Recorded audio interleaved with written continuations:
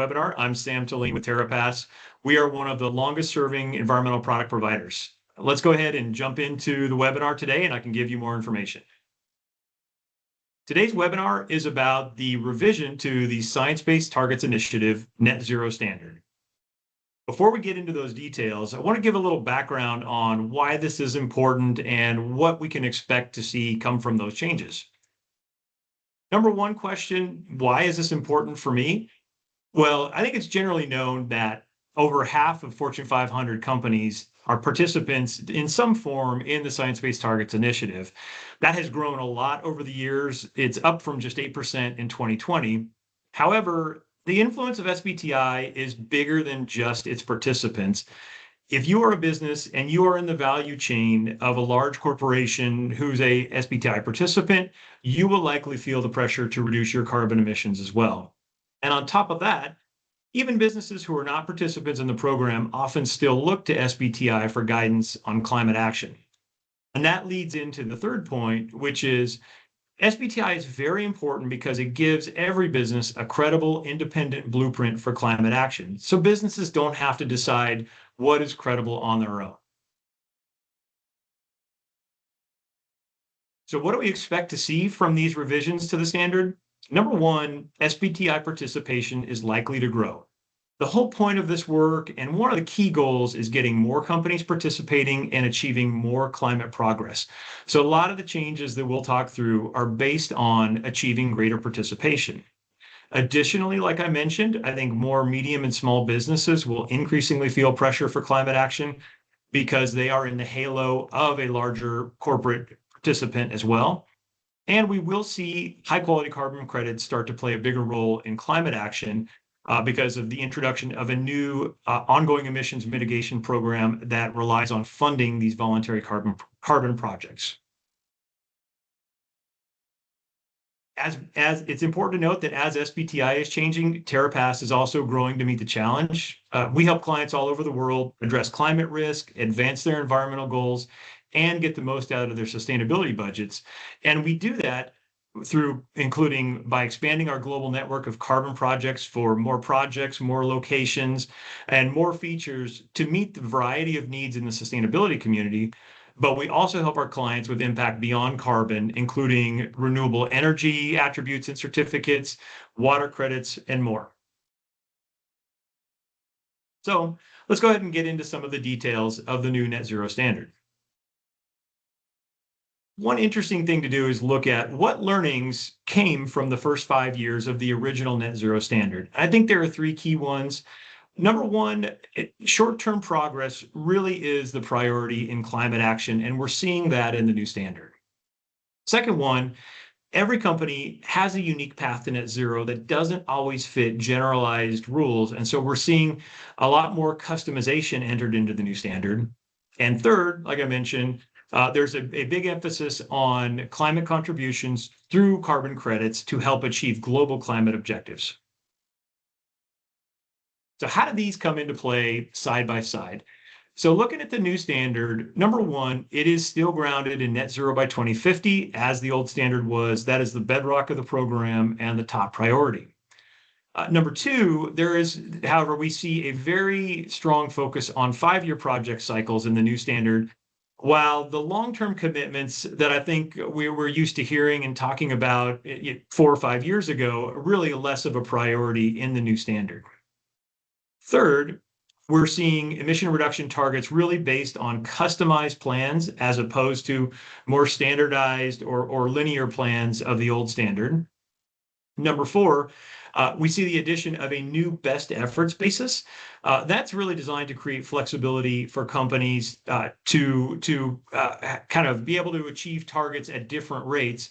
Whereas in the old standard, businesses who fell behind their targets would be in jeopardy of losing their status. Number five, we see the addition of another new feature, which is the mitigating ongoing emissions program that uses high quality carbon credits. In the old standard, the climate contributions were really ignored in that perspective. So that is another big new addition.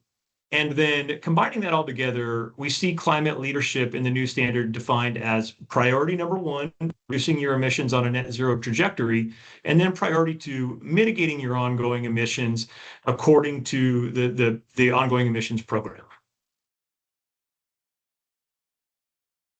Timeline-wise, how is this new standard going to be introduced? Well, companies with existing 2030 targets, this is something they can start to work on in 2028 when they're setting their next targets for the 2030 to 2035 cycle. I think this is even more relevant for companies who are looking to join the program who do not yet have targets. They can start using this new net zero standard as early as February of next year. Another important feature of the net zero standard revisions are the distinctions between category A and category B companies. So SBTi is really looking to define category A as your large companies. And they define that as if you're any country across the world, if you have more than $450 million in annual revenue or more than 1,000 employees, you are a category A large company. And if you're in a high income country, that bar drops a little bit lower to over 50 million euros in annual revenue and over 250 employees. So we do see that SBTi does set a fairly low bar for a category A company, but they do continue to create a carve out for small and medium businesses to help make the program a little more accessible to those more limited resources. So how does that play out kind of at a high level within the target setting framework? So what we're seeing is the number one priority in the new standard is that category A companies will set 5-year targets for scope 1, scope 2, and scope 3. We do see that category B companies do have an exemption for the scope 3 targets, or that is optional. And then again, the big change in the program as well is that long-term targets are more optional than they are required. And again, I think that aligns with the focus on these near-term target and progress cycles. Getting into the individual scopes and target setting for scope 1, the aim is still to transition companies to net zero scope 1 emissions by 2050 or sooner. There are 3 options for companies to choose from: an absolute straight line emissions trajectory and an emissions intensity reduction, which is more of a sector-specific pathway. Those are similar to before, and again, those are generalized pathways. I think the big new addition for the revised standard is this asset transition method. And this really allows companies to design their own transition plan to align with the life cycles of their existing assets and their financial turnover to set their own predetermined milestone. So do expect to see a lot of companies choose this asset transition method just because it helps climate progress really align with the company's technology and financial progress as well. So when it comes to scope 2, in the new standard, there is a dual scope 2 framework with a goal of 100% low carbon electricity by 2040. That is 10 years sooner than the net zero goal. But I think we've seen very strong adoption of renewable energy. And I think there's a belief that this is a very achievable target. This scope 2 framework has 2 components. The first one is really about the carbon intensity of the power that you are physically using. And it looks at 2 areas. One, it looks at is your grid consumption following, whether you're reducing your energy use or you're using clean on-site power generation. And then it looks at is the energy you're pulling off the grid getting cleaner? And that is really driven by the second component, which is your market-based solutions. And your market-based solutions are going to be your power purchase agreements, your energy attribute certificates, again, with the goal of driving more renewable energy build out on the grid that you use. So aligned with that, the market-based element, we did see SBTi update so that there's a little more geographic matching of the renewable energy facility with your electricity consumption. In some areas, the renewable energy facility, instead of being on a national boundary, will actually shrink down to more of a grid region. That's something that's very common today already, so it's something that the industry is set up to deliver. And then another big topic is energy attribute certificates are generally going to be based on annual matching, which means your energy attribute certificates will match your annual electricity consumption. There's a lot of talk and a lot of development around hourly matching of these products, but the industry still has some work to do until it gets there. So we did see SBTi introduce a recognition program for companies who do hourly matching of their renewable energy certificates and other products, but I don't think we're going to see that as a requirement for some time. So at this point, I think we do see the market-based approach really aligned with what the industry is set up to deliver today. Now looking at scope 3, again, a goal is there is a goal of transitioning to net zero by 2050 for scope 3 emissions. But the big change for this is SBTi really wants companies to focus on areas that are material and areas where you have influence. So they did introduce some limited exclusions for emissions that are less than 5% of your total scope 3. And then also exclusions for activities lacking practical influence. And that's a big one as well. These are areas where you really don't have control over the source of that emissions. Now, that is limited to specific categories, and there is more guidance that they do provide in some of the accompanying documents. So it's important to look at the details. But I think what we do see is SBTi saying, for the next 5 years, we want you to focus on the big emissions and the emissions you can control in scope 3. And then when it comes to setting your targets, we do see a similar structure, a linear reduction option, a benchmark option with a growing share of tier 1 suppliers and customers participating, and then a more of a customized or tailored options for large scope 3 categories. Now, the big question is around best efforts, and that involves the question of, if a company is progressing successfully, but are there elements really outside of their control that get them off track? The goal here for SBTi is we really want to keep companies in the program who are genuinely doing everything they can to deliver the results, or ultimately using every lever in their control. This is really focused on things like maybe gaps in technology, gaps in site infrastructure, regulatory or market constraints, or even supply. It does not apply to things like cost or internal preferences. So SBTi is specific about what they would consider best effort and what they do not. And again, I think we're going to see more rules coming out around this in the assurance manual that I think we should see later in 2026. So that takes us to the end of the emission reduction or net zero component of SBTi.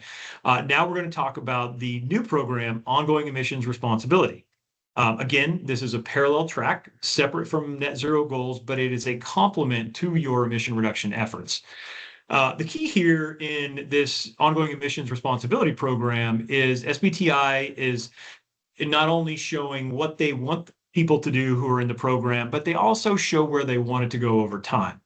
So this program starts as voluntary, and we'll talk about how it transitions to required over time. But in the voluntary phase, they do provide recognition at 3 different levels. They provide an initial recognition level at engaged, that is just 1% of total scope 1, 2, and 3 emissions. I think that is SBTi saying, look, we really want to encourage everybody to start doing something on ongoing emissions responsibility. So we want to set a reasonably low bar for the first tier of recognition. But then we do see a very ambitious bar for the leadership level, with SBTi saying, look, this is what we think is leadership in climate action. So I think we're getting good signals there in how SBTi is thinking about taking responsibility for your ongoing emissions. Now, key question is what carbon credit what are the requirements for carbon credits to count towards a climate contribution under this program? Similar to what we saw with the renewable energy market instruments, we see something somewhat similar with carbon in that it's fairly aligned with best practices in the industry today. We're seeing carbon credits that need to be independently third-party assured. They could be emission reductions or removals. SBTi is looking for carbon credits that have a vintage within 5 years of your reported emissions. So we do see a 5-year vintage window. And again, we will see some more details later in the year around additional high integrity frameworks that this will align to. But I think these are the key high level points that they're looking for carbon credits that the industry is set up to deliver today. But we are also seeing where they are kind of signaling the industry to go in the future. So that in 2035, the new standard says that category A companies specifically will be required to purchase carbon removal credits covering starting at 1% of their remaining emissions, all the way up to 100% of their remaining emissions by the net zero year. And on top of that, we see a durability matching component of that. So initially 10% of long-lived greenhouse gas emissions must be covered by durable removals, and that will rise again linearly to 100% in the net zero year. So we do see a bit of a merging of this program into the residual emissions requirement that we're familiar with in previous years. But I think what's also important is when we look at things that are 2035 and beyond, there will be continued adjustments and modifications to SBTi before then. So I think what's really important is this is a signal for both SBTi participants and the voluntary carbon industry to prepare for this, because they're saying this is where we want companies to go in the future. And last slide we wanted to share is this actually came from the second public consultation on the net zero standard revision. So it was from November 2025, but it has some really important claims language that help companies just talk about and talk about their climate action. And it really helps companies understand, how could I talk about carbon credits in a credible way? And so we want to make sure this is included in terms of helping companies frame their sustainability communications and use language that is backed by the SBTi program. And won't get into the details, but I think the key elements are its specificity, it's companies being specific on the timeframes of their emissions and climate contributions, and also being specific on the percentage of emissions that you're addressing. And again, a key concept for SBTi is that we are not canceling out or our emissions. We have an ongoing emission that occur, and we are making a climate contribution to a project somewhere else to help basically take responsibility for our emissions by reducing global carbon emissions overall. So I think those are the key themes you'll see in the SBTi claims language. At Terrapass, we spend a lot of time working with our clients and helping them understand both programs like this and sustainability communications in general. So if you have any more questions for us, please visit us at terrapass.com or send us an email at business@terrapass.com, and we're happy to help. Thank you.